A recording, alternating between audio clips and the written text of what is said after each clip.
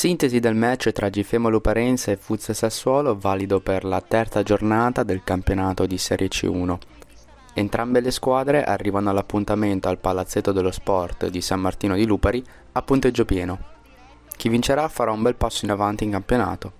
Ad arbitrare la gara saranno Andrea Loris Galvanin e Valerio Nori, entrambi dalla sezione di Vicenza. Passiamo dunque al campo di gioco con il Sassuolo che ha la prima occasione con Avino che serve da parte a parte del campo Antonietti, ma il suo tiro viene deviato dalla difesa della Luparense. Quindi Gifema subito in avanti con Tenderini che scarta un uomo, poi tira sul primo palo, ma Bovolenta, il portiere neroverde, non si fa sorprendere. Il Sassuolo torna di nuovo in avanti con Fiocchi che subisce fallo appena fuori dall'area. Sulla battuta si presenta Avino con il numero 5, il suo tiro viene parato centralmente da Putano. Avino ci riprova ancora una volta, ma viene bloccato dalla difesa della Luparense che riparte in contropiede, ma viene fermata da Fiocchi.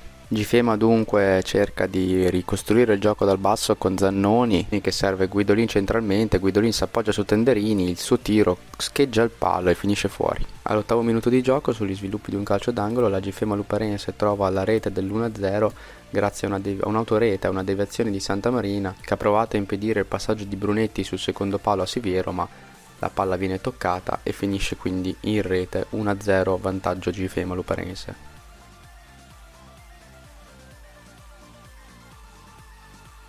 Siamo al 16° minuto di gioco quando Regina sbaglia un passaggio e quindi la Luparense riparte in contropiede che viene concluso da Tenderini. Viene concluso bene perché la palla si insacca sotto la traversa e segna la rete così del 2-0.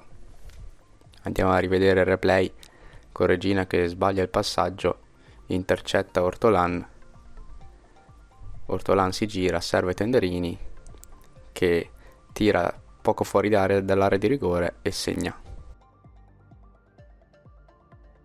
Gifema ancora pericolosa con un fallo laterale che però viene recuperato da Terranova centralmente. Terranova quindi riparte, ne scarta due in mezzo al campo, serve Quaie dopo una finta e Quaie lo riserva al centro dell'area e Terranova, gioco semplice per lui, segnare a Putano che non può far nulla, 2 contro 1. Rivediamo il replay, l'azione di Terranova che ne dribbla 2 a centrocampo. Bravissimo il numero 10 neroverde, serve il capitano Quaie, bravissimo anche lui a rimetterla in mezzo e Terranova porta vuota, segna la rete del momentaneo 2-1. Luparense che torna di nuovo in avanti con Siviero che dopo una serie di finte calcia, ma Bovolenta non si fa sorprendere e devia in calcio d'angolo. Luparense ancora pericolosa con Guidolin che serve Siviero sulla sinistra. Siviero cerca in mezzo Tenderini, ma Bovolenta decisivo sul secondo palo interviene e manda in calcio d'angolo. Questa volta è proprio Guidolin, il capitano della Gifema, che prova a girarsi al limite dell'area e il suo tiro però finisce a lato. Il Sassuolo risponde con Antonietti che calcia al volo da calcio d'angolo. Poco dopo il Sassuolo ha un'opportunità con Fiocchi che riparte in contropiede. Inizialmente sbaglia un passaggio, però la deviazione del giocatore della Luparense lo favorisce, la palla torna a lui. Tiro a botta sicura di Fiocchi, ma Putano dice di no. Siamo nel finale di primo tempo con un Sassuolo che è ancora in contropiede, ha l'opportunità con Marino, ma il suo tiro finisce a lato di poco. Tenderini avanza palla al piede, serve sul secondo palo, è un po' compagno di squadra, ma Bovolente spaccata, decisiva ancora una volta il portiere neroverde. Nell'ultimo minuto di gioco Siviero mette in mostra le sue abilità, punta nell'1 contro 1 e infila con un grande gol sotto la traversa ancora una volta la porta neroverde. Andiamo a rivedere il replay con le finte di Siviero che si sposta la palla sul sinistro e poi calcia sotto la traversa. Il gol del momentaneo 3-1 e con questo risultato si va a riposo. Con le immagini passiamo dunque subito al secondo tempo, dove la Luparense ha la prima opportunità con il proprio capitano che serve in mezzo. Avino devia, ma Bovolenta con un riflesso non si fa sorprendere. Allora Sassuolo si riporta in avanti con Avino, il suo tiro però viene fermato dalla difesa luparense che riparte in un contropiede con un 3 contro 2. Tenderini calcia ma Bovolenta sul primo palo dice no. All'8° minuto del secondo tempo Fiocchi avanza, palla al piede, serve Antonietti che gli chiude l'1-2 e lo stesso Fiocchi tira una siluro sotto l'incrocio dei pali e non ci può far niente in questo caso Putano. Grande gol di Luca Fiocchi, primo gol in maglia neroverde. Subito dopo la Luparense su una ripartenza ha l'opportunità di aumentare il vantaggio di nuovo, ma viene fermata dalla difesa neroverde, prima con Fiocchi poi con Bovolenta, e su Una nuova ripartenza a Terranova è decisivo in fase difensiva, con scivolata. Il Sassuolo recupera palla con Fiocchi, ma il possibile contropiede si trasforma in un'azione pericolosa e infatti Siviero non perdona. A tu per tu con Bovolenta non sbaglia e calcia alla sua sinistra trovando la rete del 4-2, quindi Luparense 4, Sassuolo 2.